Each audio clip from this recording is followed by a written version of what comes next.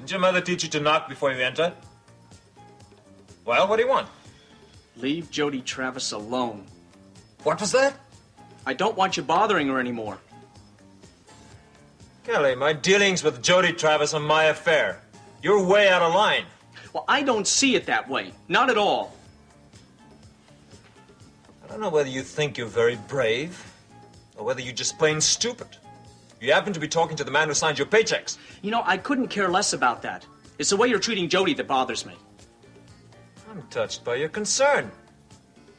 I happen to think I treat her very well.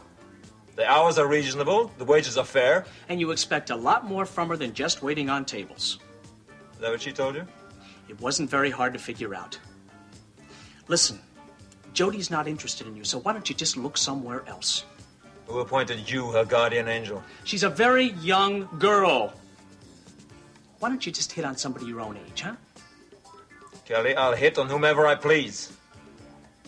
Jody may be very young, but I think she's old enough to make her own decisions. So that's it, huh? I'm dealing with a jealous suitor. A what? What happened, Kelly? Did she turn you down? I suggest this would be a very good time for you to leave this office. Don't force me to fire my star performer. You can do whatever you please, as long as you leave Jody alone. Don't make tonight the last night of the Poco puppets.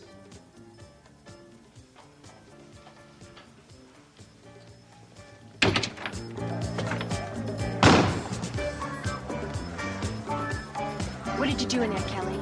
I almost lost my job, but it was worth it.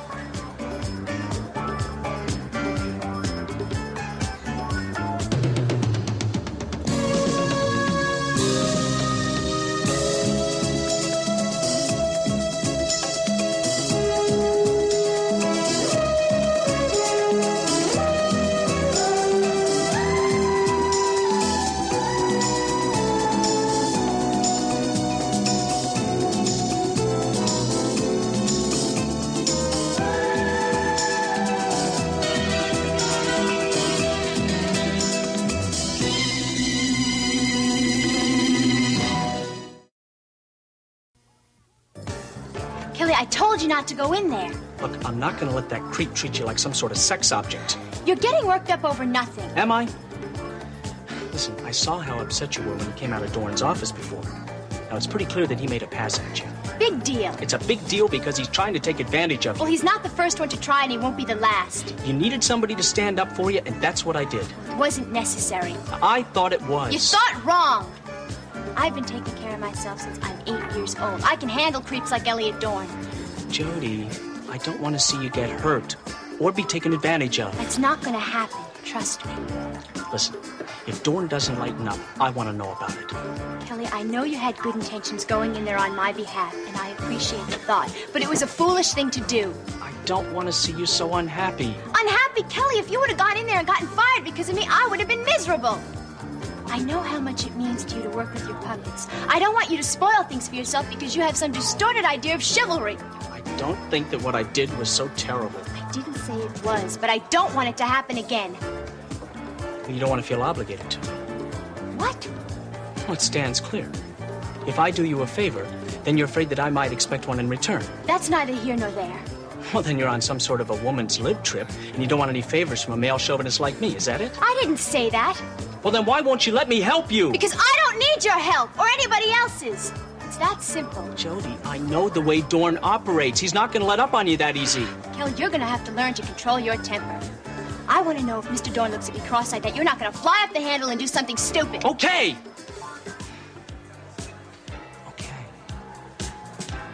I'll try to behave myself. There, you feel better? Jody? Thank you.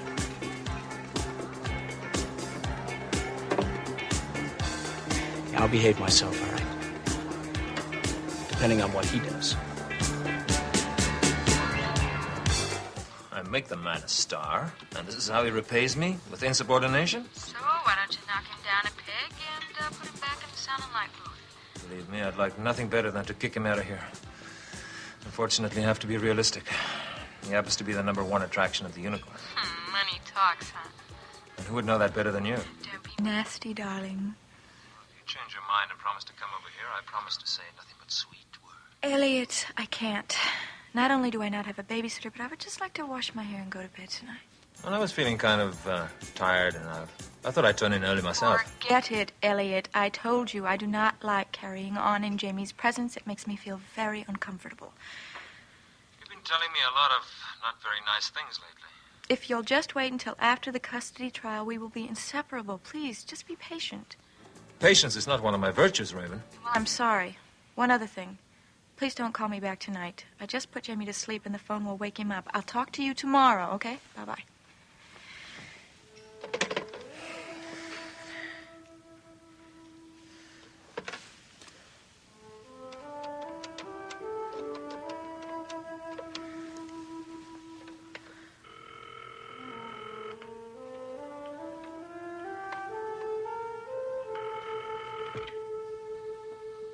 Scott Residence? Yes, hello, Molly. Is that you? Yes, who's this, please? This is Raven. Oh, Mrs. Swift. Just a minute, I'll get Mrs. Scott. No, wait. I want to speak to you. Me? Well, what can I do for you? Molly, you could be my lifesaver tonight. Could you come over and babysit for me if the Scotts aren't going out? I think you better talk to Mrs. Scott. Mrs. Scott, would you take this, please? What is it, Raven? Hi, April. The lawyer that's taking care of my mother's estate called, and he wants to meet with me tonight. It's an emergency. So? Well, I've tried every babysitter I have, and I can't get a hold of one of them. Well, ask the lawyer to come over to your place. Well, I thought of that, but he's not in his office, and I don't know where to reach him, so I thought that perhaps Molly could come over for a few hours. You know, she took such good care of Jamie. I'd really rather not do that. Why not? Well, you and Draper are certainly competent parents. You could take care of her for a little while, couldn't you? Yes, I'm quite capable of taking care of my own daughter, so is Draper. Well, will you do this for me, please? It would mean so much to me. Raven, it is not right for me to ask Molly to put down whatever she's doing and run over and take care of somebody else's child. Excuse me, Mrs. Scott, but I wouldn't mind helping out. Are you really sure? Well, I wouldn't do it for Mrs. Swift, but for Jamie's sake, I'll bet he needs a nice hot bath. All right, Raven, Molly will be over shortly. April, I love you. Someday I will repay your kindness. Kindness isn't for you, Raven. It's for Jamie. Bye. Well, thank you. Bye.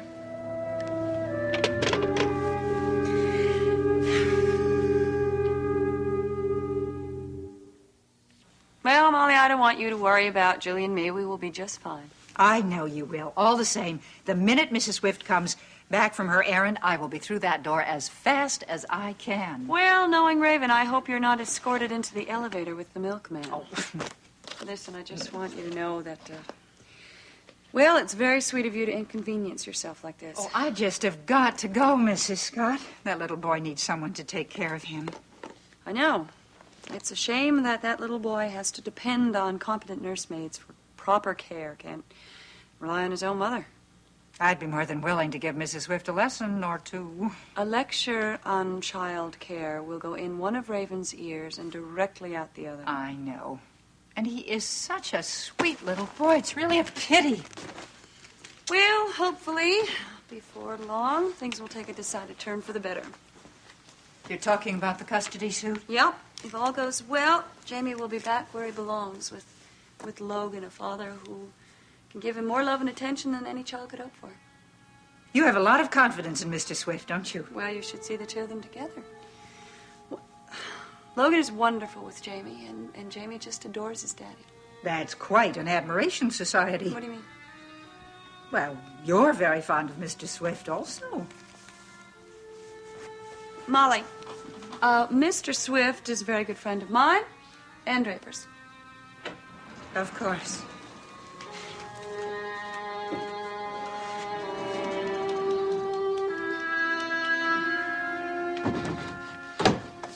The nights are starting to get chilly. In a couple of weeks, it's going to be fall. All the leaves are going to turn to those beautiful colors you like so well. Do you remember what you told me about taking those long walks in the woods? Well, it's time to do that now. I'm sure you don't want to miss it, Emily. I don't want you to miss it. Emily, you've got to come around. You've got to join the world again. We miss you out here. We want you with us.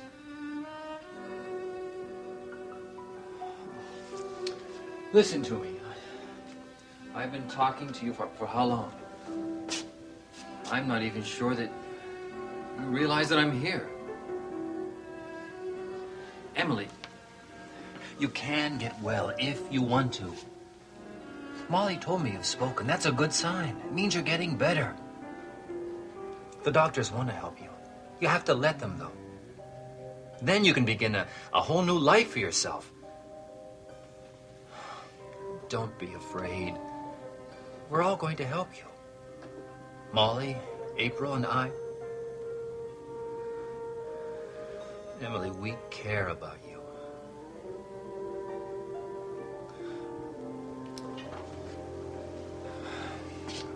Look, I'm going to have to be leaving you. I'm going to be back soon, I promise. And when I come back, I don't want to hear my voice all by itself. I want to hear from you. If you need anything, call me, please. We'll come right away, as soon as we can.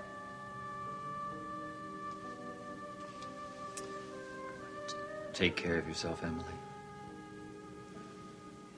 Hey, what's all this? Why the tears? There's no need for tears, Emily. Everything's going to be fine. Kirk. Oh, Kirk.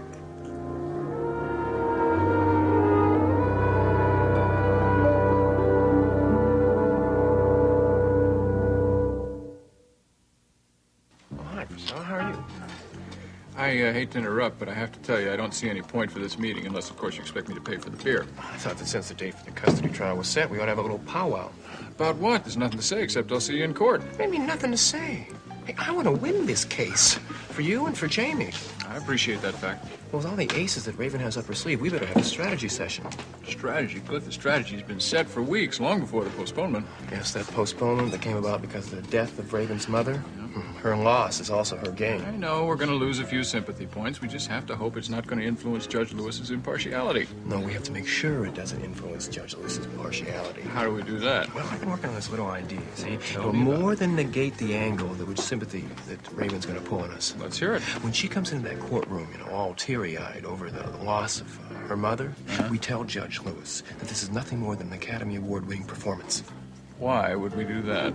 Because the death of Nadine Scott is not a tragic event in Raven's life. She's happy that her mother kicked the bucket. You have got to be joking. Well, don't sit around and wait for the punchline. I'm serious. When we walk into that courtroom, you don't imply anything of the kind. You hear me? Huh? Yeah, I hear you. In stereo. Mike said the exact same thing. Boy, nobody around here appreciates genius. That's because it's a cheap shot, genius. We try anything like that, we're going to lose any credibility that we have with that judge. I don't happen to think so. But there's a basis in fact for this kind of accusation. Deborah Saxon herself is conducting an investigation. She thinks there might be foul play. And Deborah's reading too much into the circumstances of Mrs. Scott's death. We're going to get laughed out of that courtroom. What about the cremation? What about it? Oh, come on. Raven knew that the police were trying to establish a definitive reason as to why her mother piled up that car. The police are about to issue an order for an autopsy, and she has the body cremated. Very convenient, huh? Very suspicious, too. Not very. That decision was made by Raven and Ansel Scott during a transatlantic phone conversation that took place while I was present. That is just a ploy. Why wouldn't Raven wait until after the autopsy to have her mother cremated, huh? Ansel and Raven may be in cahoots. Cliff, believe me, she is just trying to follow her mother's wishes. That's what she says. Look, I appreciate that you're trying to get a little edge for us in this thing, but you're barking up the wrong tree. I don't happen to think so, you know. You cannot ignore statistics. Most murders are committed by people in the immediate family. I have a feeling you're not listening to me. I said no. Did you get it? Negative. Yet. All right. All right.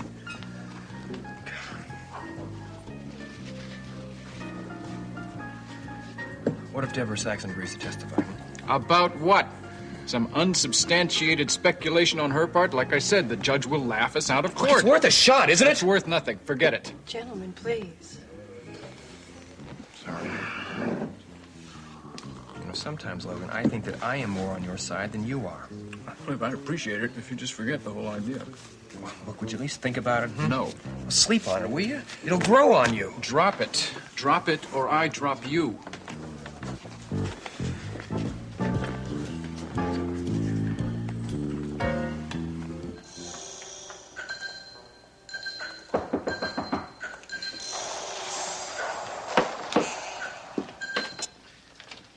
Who is it? Raven. Hello. This is a surprise. I hope I didn't catch you at a bad time. No, not at all. I'm sorry to just barge in like this, but I have to talk to you. Well, I'm glad to see you. Can I get you something to drink? No, thanks. Oh, I've missed you. It seems like it's been so long. Well, I guess that's been my fault. I've meant to call you up. I wanted to, but I've been a little hesitant. Why? I didn't know how you'd react. I know you're still in mourning. I thought it might be too soon to call. You're so considerate. However, I have a problem, Mr. Chief of Police, and it concerns you and your detectives. Do you know that Deborah Saxon is determined to spread some sort of rumor that I was responsible for my mother's accident? Now, wait a minute. Have we got our signals crossed? I thought I told you to call her off. Why didn't you? Deborah is just conducting a routine investigation into your mother's accident. It's not intended to be directed against anybody. Now, come on, you know as well as I do there were some unusual aspects surrounding her death. I think you'd want these questions answered. My mother is gone. All I want to do is adjust and try to lead a normal life. She is preventing me from doing that. Look, you're blowing this way out of proportion. She is out to get me, Derek. Can't you see that? You're upset. You've been under a lot of stress, and that's why you feel this way. I'm scared. Raven, nobody has and nobody will be accusing you of anything. Don't you see, Derek, I don't need a formal accusation to ruin my life. All I need is the hint of a scandal, and everything will be over with. What'll be over with? The custody trial is going to start. All I need is to have some sort of vicious rumor wafting into the courtroom. No, Deborah would never pull a stunt like that. She's got no reason to. Well, you have a lot more faith in her than I do. Everything's going to be all right, believe me. I'm sorry, Derek, but I just can't take your word for it. What else can I do? I want you to call her into your office and talk to her. I want you to tell her to forget I ever existed. That won't be necessary. Derek. Oh, baby. Please. Please do this for me. That's not the point. I think Molly acted above and beyond the call of duty. Draper, it is not exactly an unpleasant task for Molly. She happens to enjoy Jamie. Come on, Raven thinks the whole world's at her beck and call. Molly was the one who really wanted to go over there. She said if she didn't babysit for Jamie, Lord knows who Raven would have gotten. Look, if we keep giving her this kind of treatment, we're going to have the longest mourning period in recorded history. Draper, I am very sure that she is still trying to adjust to the loss of her mother. All right, look, I don't want to be unsympathetic, but there's a very thin line between being a nice guy and a damn fool, and Raven's going to make us walk that line as long as we let her. Are you finished? Yeah, sorry. Any good news from the hospital? No, nothing at all. Well, then maybe it's a blessing Molly isn't here. I'm sure that would disappoint her. Yeah. Emily's still in her own little world. I don't know. I just thought maybe your going over there would make a difference since you meant so much to her. No, there was no change at all. Didn't she say anything, or did you try to? No. Not a word.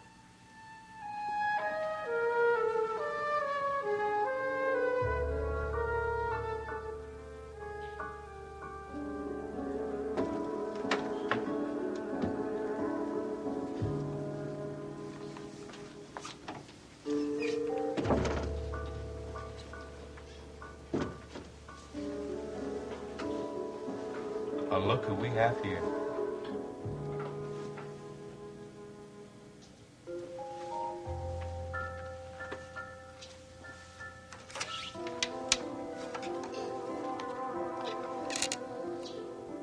Emily Michaels.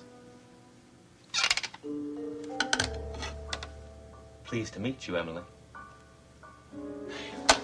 I heard the nurses talking about you out there. You're the one who likes to give us fellows a silent treatment, huh?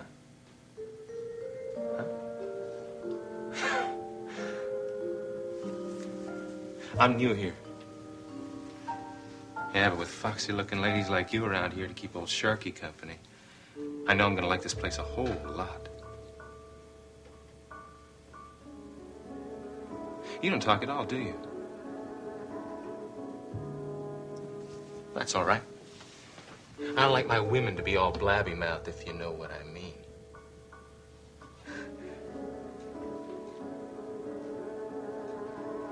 You sure are pretty. Hey!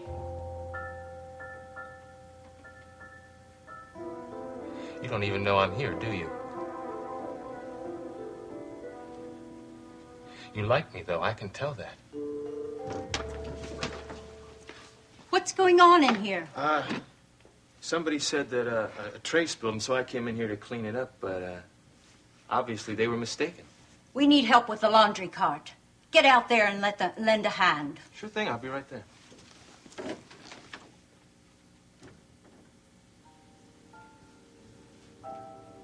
I've got to go now, Emily. You have a good night, okay? Okay. You know something, honey? I have a feeling we're going to be real good friends.